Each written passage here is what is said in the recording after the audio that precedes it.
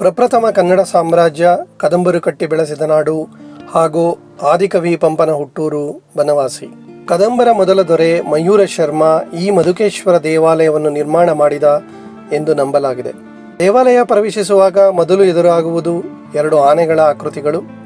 ಮತ್ತೊಂದು ಸುತ್ತಿನಲ್ಲಿ 7 ಅಡಿ ಎತ್ತರದ ಏಕಶಿಲಾ ನಂದಿ ನಿಮ್ಮನ್ನು ಬನವಾಸಿ ದೇವಸ್ಥಾನಕ್ಕೆ ಸ್ವಾಗತಿಸುತ್ತದೆ.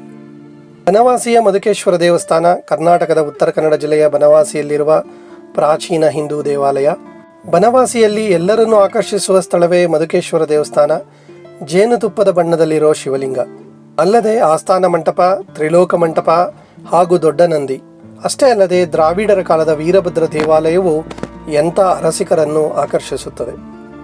ಈ ನಂದಿಯ ಒಂದು ಕಣ್ಣು ಮಧುಕೇಶ್ವರನ ಕಡೆಗೆ ದೃಷ್ಟಿ ನೆಟ್ಟರೆ ಮತ್ತೊಂದು ಕಣ್ಣು ಗುಡಿಯಲ್ಲಿರುವ ಪಾರ್ವತಿಯತ್ತ ನೋಡುತ್ತಿರುವುದು ಈ ನಂದಿಯ ವಿಶೇಷ. ಅಂಕುಶದಿಂದ ತಿವಿದರೂ ನೆನೆಯುವುದೆನ್ನ ಮನಂ ಬನವಾ